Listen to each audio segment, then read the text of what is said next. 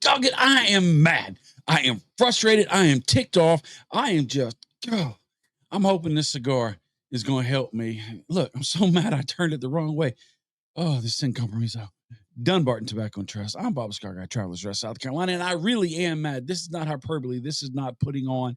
This is not this and that. And the problem is, I got offended, unfairly offended.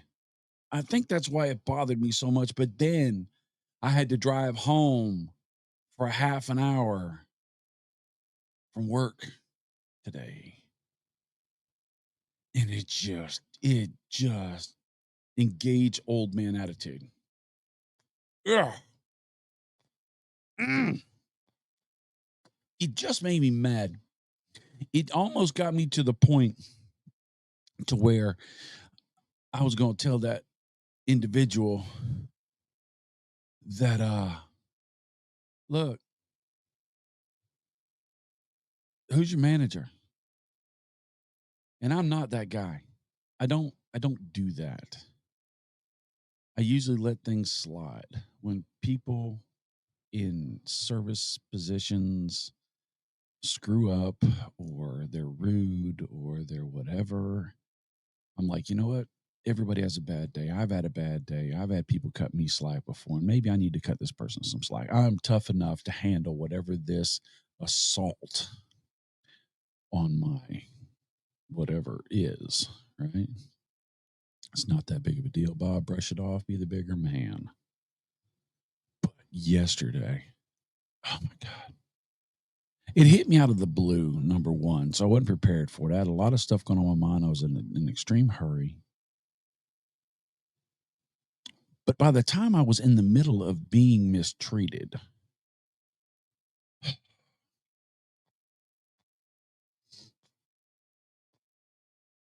it finally dawned on me that I was being mistreated with guilt, with pressure, with shame and embarrassment from not just a regular employee, a manager, a store manager.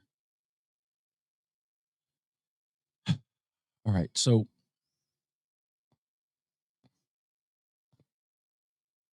my daughter-in-law, Stephen's wife, Chief's wife, Shani Jade, just had a birthday.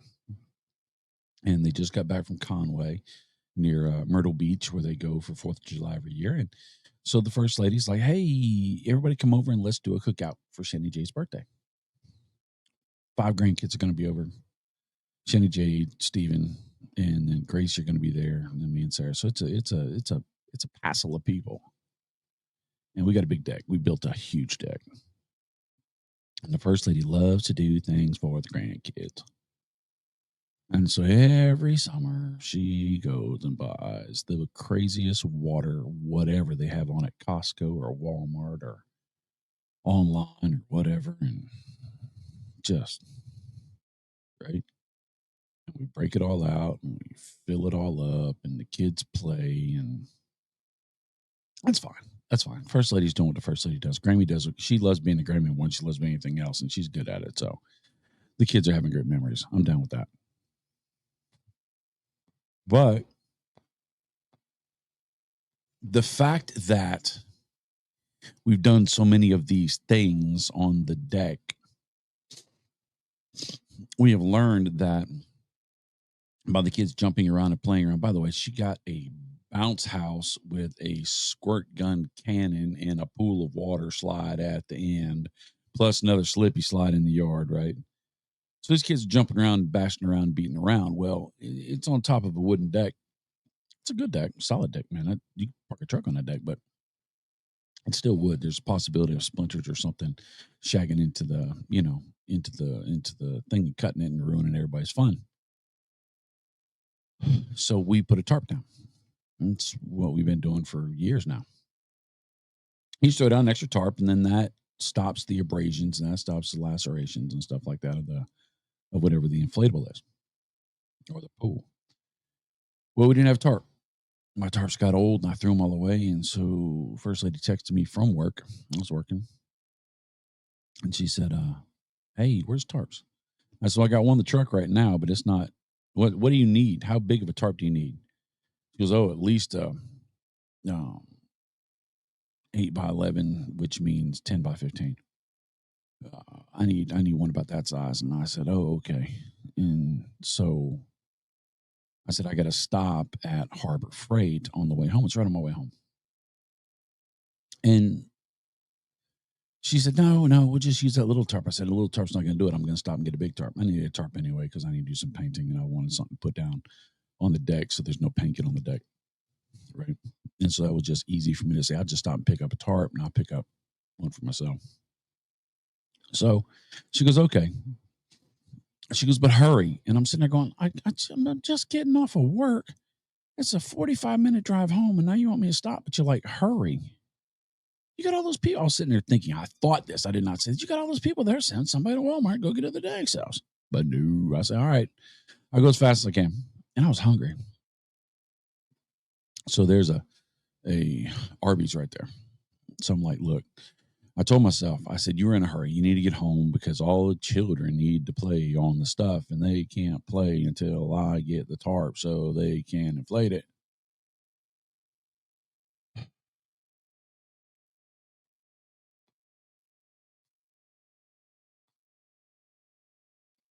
So I said, I got to be fast. I need to go into Harbor Freight, get what I need, and get out, go to Arby's, drive through, get a couple of the little sliders and a soda. Just tide me over till dinner because when everybody comes over, they say we're going to eat at 4 or 5. We don't eat till 7 or 8. It just drags on. I don't know why, but it does. So I'm going to be mad because I'm hungry. I'm going to get a little something to tide me over. And so I'm like, 20 minutes. I need to add 20 minutes onto my time and no pass. That's my goal. So I'm setting myself up with my goal, right? I got that mindset in the back of my mind going doom doom doo doo doom doom doo doo doo doo doo doo doo doo doo doo. Right? It's Mission Impossible. If you're as old as I am, you'll know what I'm talking about. Because 20 minutes is almost an impossible mission. Because Harbor Freight, I like Harbor Freight. I liked Harbor Freight. I like Harbor Freight. I have Snap-on tools. I have Maco tools. I have Mac tools. I have tons of Ryobi tools. I have tons of trade-specific, very expensive tools. But Harbor Freight fills that void of you need something for a project that you're not going to do a bunch of times. You don't need to spend a ton of money, but it needs to at least last and perform good enough. I'm not doing it for a living, so it doesn't have to be the fastest, but it needs to work, right? And so Harbor Freight's good at that, right?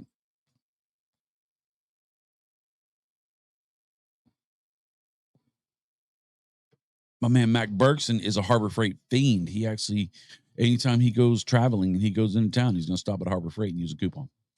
I love that guy. God, I love Mac Bergson. He is awesome. And so I went to Harbor Freight. I knew across the back wall where they always are. And I like about Harbor Freight, they're all basically in the same space. If you go into Harbor Freight in Dallas, it's going to be like the Harbor Freight in Travelers Rest. Going to be like Harbor Freight in Arizona. Going to be like the Harbor Freight in Saskatchewan, right? They're all pretty much the same. So when you need something, because you're in a hurry and you don't want to spend a lot of time or a lot of money, you go in there, you grab what you get, and you get out, right? Right. So that's what I did. I walked to the back wall. I grabbed two 11 by 15 tarps and one 8 by 10. Look, I said I needed a tarp for myself. They needed a tarp for there. But if I'm going to buy tarps, one, I buy an extra one, right? There's always a need for a tarp. There's always a need, right? There is. Yeah.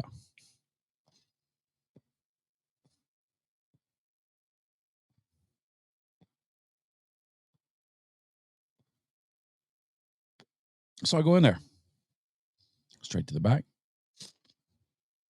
grab my tarps, I go up to the front, and the lines are long. 2 lines. Third line opens up. I don't move over because I'm stuck. I'm actually in the aisles. If you've ever been Harbor Freight, the line will go back so far you'll be standing in one of the aisles. And so I'm standing in the aisles behind 6 or 7 people, and this lady, young lady, petite lady, she's probably 30 something. she's taking her time and she's asking people for their phone numbers, which they always do. They ask you for your phone number and they ask you for your, they asked, can I get your mailing address? And I'm sitting there going, Jesus. All right, Bob, calm down, because she doesn't know you've got a 20-minute Mission Impossible time limit. It's not fair to be like, hurry, hurry, hurry, hurry. Quit talking to these people. She's doing her job. She's doing her job. Chill out, Bob. Right. And so I had talked myself off the ledge already. And I still got 4 people to go. Well, the next person goes up to an older man, and God love him. Rings him up, asks some questions. Does he want a warranty on everything? Why would you get a warranty on everything? Got to get a warranty on a sponge, right? Get a warranty on it. And he's like, no, no. Well, I don't know, no. And I'm sitting there going, geez, clock's ticking, right? So then she asks him for his phone number, and he puts it in. Luckily, his address is there. And then she tells him the tally, the total. And then this is what frustrated me a little bit. He pulled out his wallet. He didn't pull out his wallet ahead of time. He pulled out his wallet, and he had to fiddle through to find cash. I pay cash a lot, often. I always keep cash. Always keep cash. Always. Let me toast this up. I always keep cash. ATM might go down, or the computer might go down, or I may get a flat tire or run out of gas. I need to give somebody some cash to go down to the gas. I always have cash, and I'll pay with cash on occasion. And but when I go to pay with cash, Bubba, I already got my money out. My stuff is organized. All the heads are facing up and facing the same direction. All the denominations are in groups, right? I have everything set up ready to go because I do not want to impede the next person. I want to be fast, quick, and done, right? Only thing worse than this is writing a check. Oh my God. But he's not that guy. And then he goes into his pocket and you hear jingle, jangle, jingle, and he's going to pull out exact change. And I'm sitting there going, tick, tick, tick, tick, tick, tick, tick, tick, tick, tick. That clock is clicking. So I'm getting frustrated. Then, this lady, by the way, behind the counter is turning on the sauce, right? A bunch of old men in line. And so she's smiling and she's this and she's that. Not beyond the level, but she's right. You know what she's doing. I'm sitting there going, all right. All right. Clock's ticking, tick tock, let's go. And so the guy in front of me goes up, older guy, and he's talking it up a little bit, gets the address, and oh, is that in such and such? I bet your zip code is such and such and so and so. And I'm like, oh, geez. Yeah. And I'm like, come on. I can almost get to the counter. If I could have got to the counter, I would have literally, and this is rude. I was getting frustrated. I would have slapped my tarps down on the counter to kind of make him move and to stop the conversation, to have him swipe his card so that we could get this thing done. Right. But he moved on. It's my turn. Now, I am frustrated. Frustrated at her a little bit because I don't like when you play those little games trying to get people to buy more stuff. I just think that's a lie. And then I look at her shirt, her name tag, I should say, and it says store manager. And I'm sitting there going, really? Really? I just thought you was a new worker and you just, you're unhinged, but you're in charge of this place and this is how you behave? All right. So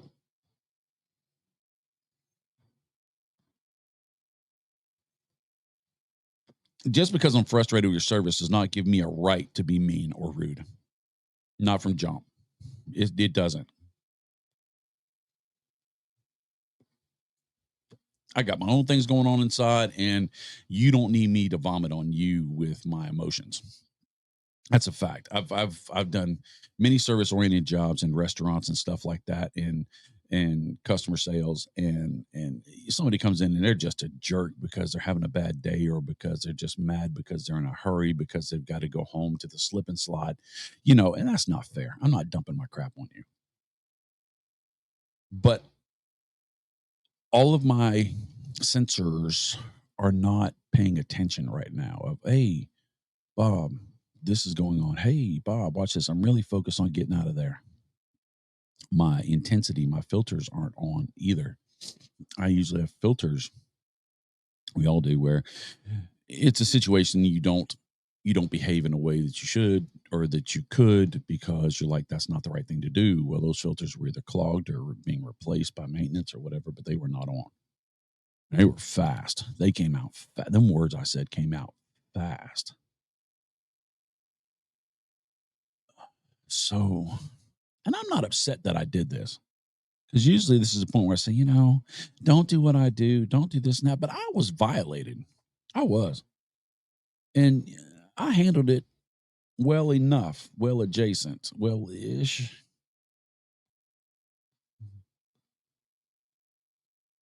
I'll tell you what, if the first lady was first lady would have tore it up. If the first lady or my Gracie or Chief or Shannon Jade came back to the house and told this story, then I would have been good for you. I would have been on their side, right? If they do something that's out of pocket, I'll be happy to say, nah, y'all are wrong. You shouldn't have done that, man. You should have handled yourself better. You're a family. This was one of those moments where, no, do your thing. So I come up and she asked me for my phone number. She said, hey, how are you? And I said, hey, good evening or good afternoon. She said, how are you? So when I said good afternoon, I looked her in the face, but I said it very shortly as to say, I don't have time to talk.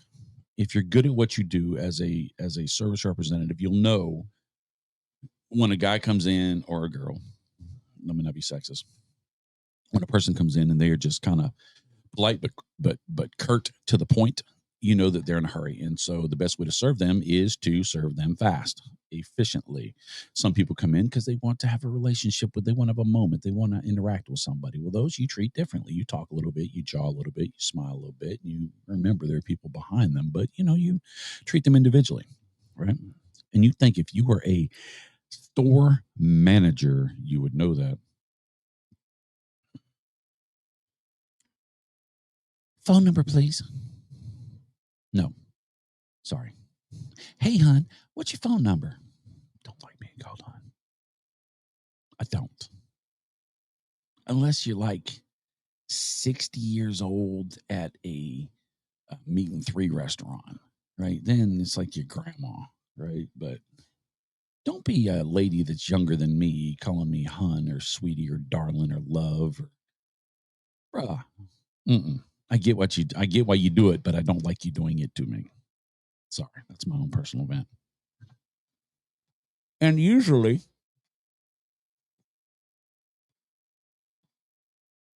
I give my phone number.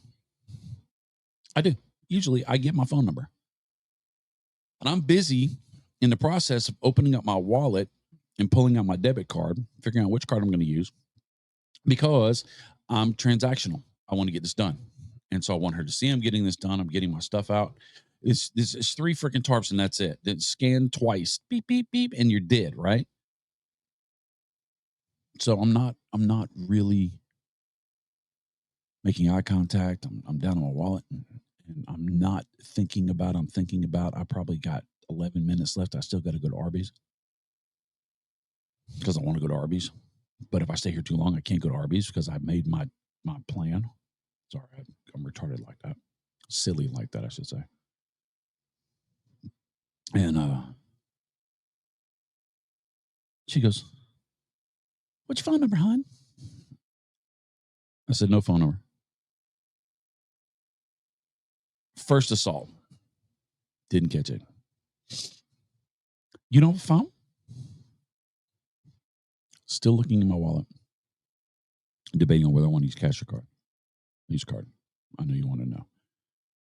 And I said, no, I just don't want to give you my number. Second assault. Oh, it won't take but a minute. At that point, my spidey sense starts to tingle, and I look up and I say, I just don't want to give you my phone number because I just don't. She goes, Well, it's not like I'm going to call you, and I'm sitting there, number one, going, all right, we have not crossed an edge. Now I am engaged. Now I am focused. Now I am ticked because I'm trying to go. And now you're doing this crap. And it's starting to feel silly guilty. Like she's trying to guilt me into giving her a number, but she's being silly about it. And whatever that is, out of pocket. And so I looked at her without even jacking my face up, saying, then why do you need my number if you're not going to call me? Don't call me anyway. All right, that was a little aggressive. I wanted to let her know that I heard what she said. I also want to let her know that I don't want her to call me because I'm not playing this flirty back and forth thing. This is not who I am. No. And I didn't feel like pushing to the point of, at that point of, I've been married 34 years. If my wife was standing here, would you want my phone number and say something stupid like that? Because I was feeling offended because I was tired of her using her abilities to get things by manipulation and lies. And she goes, this is where it gets bad. She goes, well, it really helps my bonus if you give me your phone number. At this point, I forgot about Arby's. I did. I'm done. I'm 100% engaged. Now, you're telling me that your bonus, by the way, I'm wearing my uniform with my name on it, so I got to behave, and my logo for my company on it. You're telling me that your bonus is impacted, is going to reflect if I don't give you my phone number, then you've got a dumb company with dumb bonuses. You should get a bonus for sweeping because the floors were nasty. You should get a bonus for changing them light bulbs in the back because they're blinking, and I hate that. I didn't say that, but I thought it. I said, I don't give you my number. Now my feet are planted, my jaw is starting to get fixed, and my gaze is right in her face. And the line is back there, and I don't care. At that point, it's just me and her, and it is a high noon standoff. Right? We are locked in. And so she goes, well, I'm just trying to feed the 3 boys at the house. And at this point, I'm like livid inside. I am bubbling inside. Like, how dare you? And I'm still being cool. I'm still trying not to engage. I'm still trying to get out. I got that dog chained up inside me. I'm not going to let it get out and just go to town, right? The dogs of war. Who's in there? I'm being kind. Trying to. She's pushing me. She's pushing me. And I said, well, I tried to give her an out. I tried to disengage. She didn't take it. I said, well, hopefully the next people will give you their phone number, and that will make up for me not giving you mine. Right? In a way, in her mind, she could say that I basically was feeling bad about it. I just wasn't going to do that, and I'm just a jerk. But I still want best wishes and goodwill for her, blah, blah, blah.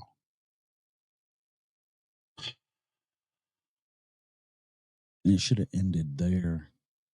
I was starting to scan. She gave me the number of how much it was, $21 for 3 tars.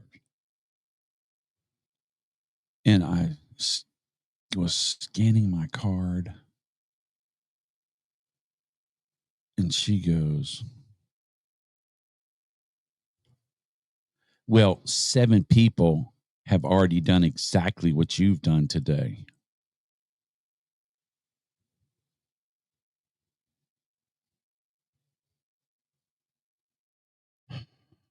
So, fun fact about Bob the Cigar Guy. I don't know if it's hyperactivity disorder. I don't know if it's OCD. I don't know if it's ADHD. I don't know if it's the whole alphabet. I don't know if it's a scrambled jumble of numbers and letters and stuff that goes on in my head. But one thing I do know is that I have 5 thoughts going off at the same time, all the time, all the time. It's like watching 5 TVs and focusing on them at once.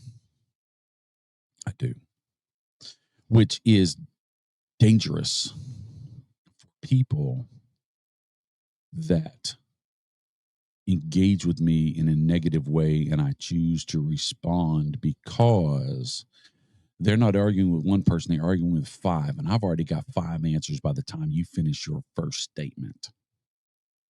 It's true.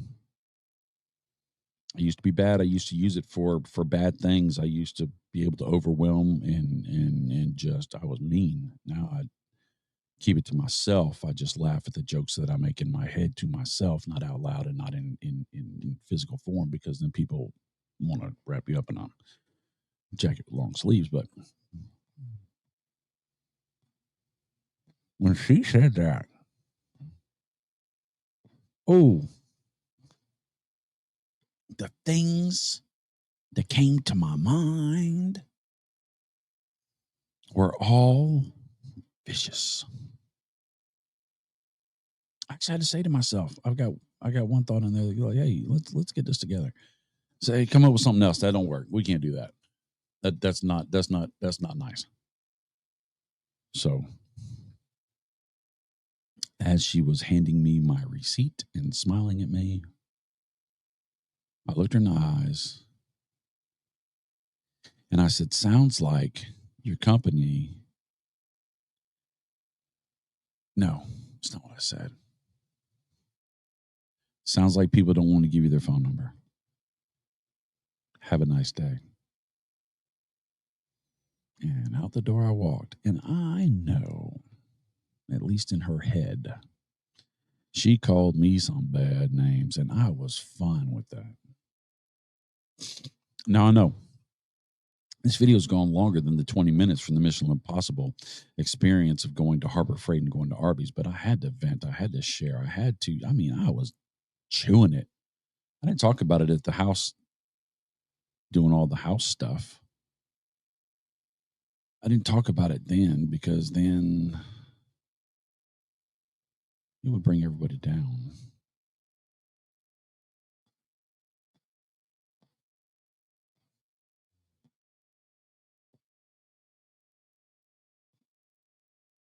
But I want you to know, I want you to know, I know you want to know, did I make it to Arby's? Yes, I did. I got 3 sliders, 2 Arby roast beef and a chicken slider and a Diet Pepsi, Diet Coke, a large one.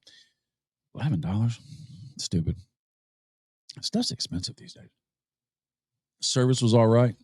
Boy, that feller, I was geared for bear, right? I was loaded for bear. If he would have been a jerk, I would have been all over him like nobody's business, but he was a good enough guy. Slow, but good. So that's it. I will have to make a personal apology to my great friend Mac Berkson. Mac Berkson, I'm sorry. I have now sullied the name of Harbor Freight. I'm not saying that all Harbor Freights are bad. I'm not saying that I won't go back into that Harbor Freight, but I am saying that at least for the little while from here on out, I will avoid that lady at a cashier stand because I do not want to engage. Because if she engages me a second time, she's doing it with a grudge and intensity, and then I will unleash the dogs of war. It will get ugly in Harbor Freight, and I don't want to do that. I don't.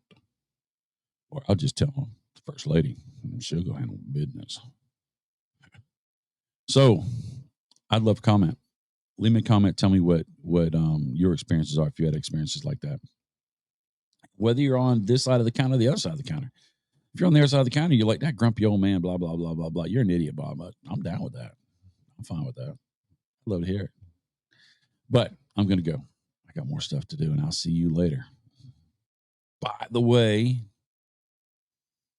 Sin Compromiso never let you down. The best customer service in a smoking experience on the planet without compromise the flavors, the construction, the smoke, the moment.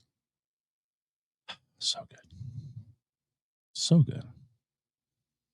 I'd like to see Steve Saka get into a situation like that with Harper Free. I bet he just let it fly over his head because he ain't got time for that. He probably was like, look, you got time to mess with that person. You probably pull out some money and just throw it on the counter and grab his stuff and say, keep the change. Like a boss. My change jingles don't crinkle, so I can't be doing that. But all right, I got to go. I'll see you later. Later, Tater. Thanks for hanging around.